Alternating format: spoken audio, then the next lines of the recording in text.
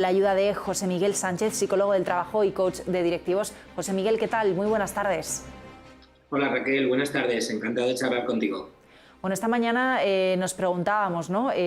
Porque estamos mirando, como decíamos, a expedientes de regulación de empleo. En cualquier caso, bueno, llamémoslos como sean, son grandes ajustes de plantilla en grandes empresas.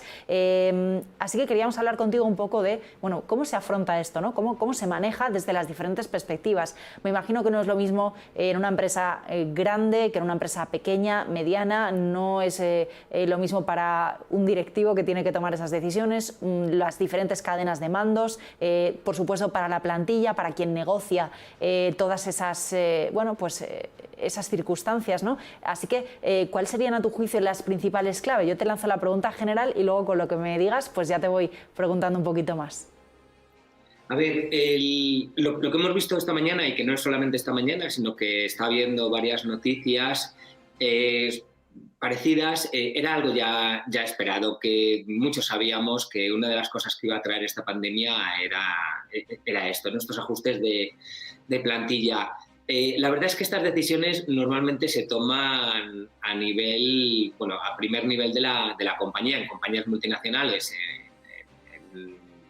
en el país de origen, y en compañías nacionales, como es el caso de esta mañana de CaixaBank o BBVA, en los primeros mandos de la compañía. Son decisiones estratégicas y son decisiones que al final lo que buscan es reducir costes y mejorar al máximo sus ratios de eficiencia. Pero claro, esta es la parte de números, esta es la parte económica, y sabemos que el coste salarial, el coste laboral suele ser el más alto en la mayoría de las compañías. Lo importante aquí no es tanto eso, sino cómo va a afectar a su imagen y sobre todo cómo va a afectar a las personas que saldrán con el ERE, que no sabemos si serán el 18,7%, como estaban hablando en la plantilla, o menos, pero saldrán muchísimas personas, cómo les afectará a ellos y después cómo afectará a los que se quedan también. Y esta es la parte importante y estratégica desde mi punto de vista, que tiene que mirar la compañía. ¿Cómo hago la desvinculación? Y luego, ¿cómo hago para que las personas que se queden trabajen con el mismo nivel de motivación? Y para mí esta es la clave. ¿Y qué crees que, por ejemplo, tiene que tener en cuenta ahora mismo un directivo, ¿no?, de una de las empresas que estamos hablando? Porque me imagino que ambos, esa desvinculación y ese mantenimiento de la motivación, están intrínsecamente relacionados. Es decir, cómo gestiones esas salidas y qué condiciones ofrezcas y cómo hagas todo el proceso, ¿no? Me imagino en términos de transparencia, de condiciones, de tiempos, ¿no? Cómo amortigues el golpe va a influir mucho en la motivación que tenga el resto de tu plantilla mientras tanto. Absolutamente. Mira, lo primero que tiene que haber sin ninguna duda es mucha transparencia. Transparencia es hasta donde se pueda, pero transparencia en la información. Es mejor que comuniques tú lo que se quiera decir a que otros comuniquen algo que no tenga nada que ver con la realidad, con lo cual lo primero es la transparencia. Lo segundo es el factor humano. Estás hablando de directivos. Cada uno de los directivos tienen equipos y probablemente en algún momento les dirán, oye, necesitamos que digas quiénes van a salir de tu equipo o quiénes podrían salir. Que el factor humano sea importante. No sé si el despido al final será forzoso o voluntario, que haya personas que se puedan acoger, pero normalmente lo que se busca en las compañías es que personas con una edad, personas que voluntariamente, porque tengan otros proyectos, quieran salir, puedan acogerse, y ya en último término sean los directivos, basados en evaluaciones y en el rendimiento en años anteriores, quienes tomen la decisión. Sea cual sea el caso, sobre todo en este último, el factor humano, el cómo lo hace el directivo, esta es la clave. Y aquí tiene que haber cosas como respeto, como empatía, como una comunicación poderosa desde el punto de vista de entender que la otra persona va a pasar por una fase de duelo, porque va a tener una pérdida, la pérdida de su puesto de trabajo. Mucha escucha, dejar que la persona se exprese, incluso agradecer todos los años que ha dado a la compañía, y si se puede, buscar el entendimiento, que la persona entienda, bueno, cuáles han sido las razones que al final han llevado a que sea ella la persona. Pero todo esto desde el punto de vista del directivo. Es decir, el factor humano tiene que ser clave. Para ello, pues cosas como como hacerlo en privado, como normalmente hacerlo con recursos humanos también, elegir el momento adecuado. Todas estas cosas son factores que van a ayudar a que al final la decisión, que es irrevocable, a la persona le haga el menos daño posible. Eso es lo que debería buscar un directivo cuando comunica una desvinculación. Bueno, pues tomamos buena nota.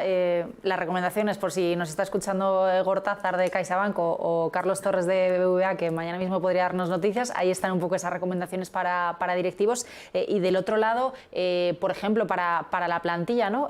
¿Cómo poder afrontar mejor bueno, pues este procedimiento? Y también me pregunto... porque claro, las negociaciones, las conversaciones son muy difíciles, ¿no? En este contexto son momentos de mucho miedo, mucha incertidumbre, de mucha tensión. Así que bueno, ¿cómo manejar todas esas emociones? Mira, el previo, es decir, donde estamos ahora, hasta que se produzca la desvinculación, va a haber mucha rumorología, va a haber mucho miedo, mucha preocupación, mucha anticipación negativa, y todo esto, bueno, pues las compañías tienen que tratar de gestionarlo como te decía. Desde el punto de vista del empleado, imagínate que al final yo soy uno de esos empleados que tiene que salir. Una de las cosas por las que voy a pasar es por un duelo. El duelo es una interpretación psicológica, una respuesta más que una interpretación psicológica de una pérdida. En este caso voy a perder mi puesto de trabajo. Por lo tanto, muy probablemente desde ahora hasta que me lo comuniquen y desde que me lo comuniquen hasta que ocurra, lo primero que voy a tener es una negación. No puede ser, no me lo merezco, es injusto, no debería ser yo. Eso me llevará al enfado, a un enfado altísimo, porque es una injusticia, porque no me lo merezco.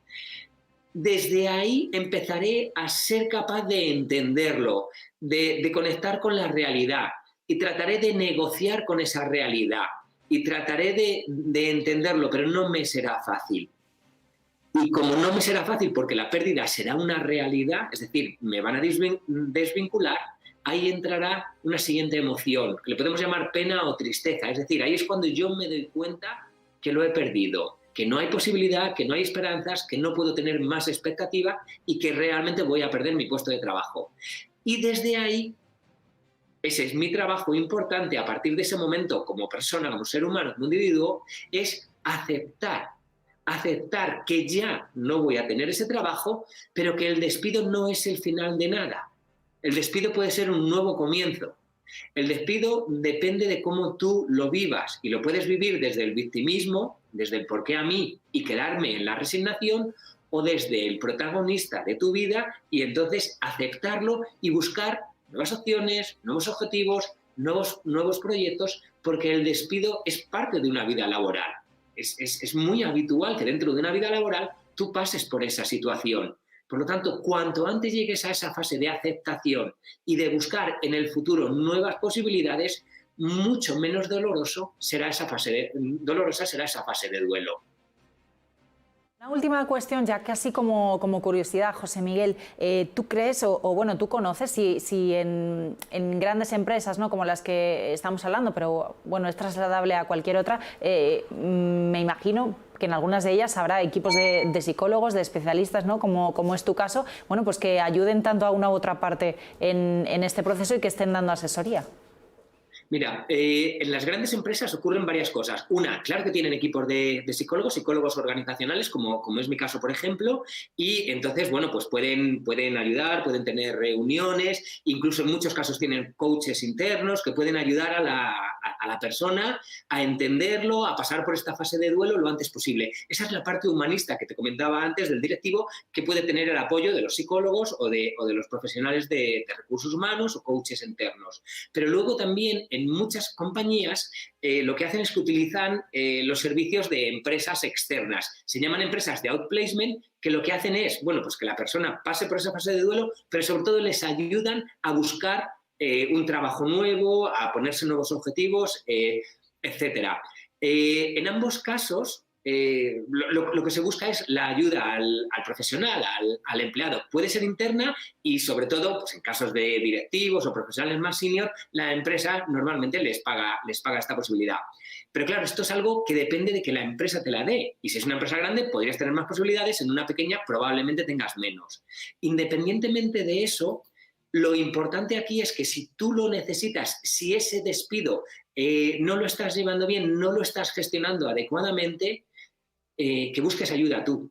Es decir, no tienes que esperar a que la empresa te dé algo que tú mismo podrías obtener. Parte de la aceptación y de la negociación con esa pérdida es entender que tú no sabes todo. Y como hacemos en casa cuando se nos rompe una tubería, que llamamos al fontanero, pues cuando algo nos está afectando psicológicamente y creemos que no tenemos en ese momento las capacidades, las habilidades para solucionarlo, buscar nosotros ayuda. Si nos lo da la empresa, qué bien y qué suerte tenemos, qué afortunados tenemos, que incluso en una de las peores situaciones, bueno, pues tenemos esa ayuda. Pero si no, lo peor que puedes hacer es vivirlo tú solo, tratar de interiorizarlo de una manera negativa y ya con el tiempo saldré de esta o pasará.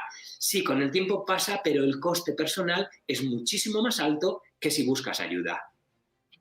Pues José Miguel Sánchez, muchísimas gracias por acompañarnos, tomamos muy buena nota y esperamos que nuestros espectadores y espectadoras también lo hayan hecho y sobre todo, bueno, pues esas personas, ¿no?, que ahora mismo están en estos procesos. Gracias, muy buenas tardes. Gracias a ti, Raquel, un placer como siempre. Cuídate mucho. Chao. Bueno, enseguida seguimos hablando de empleo, pero ahora lo vamos a hacer desde otra perspectiva.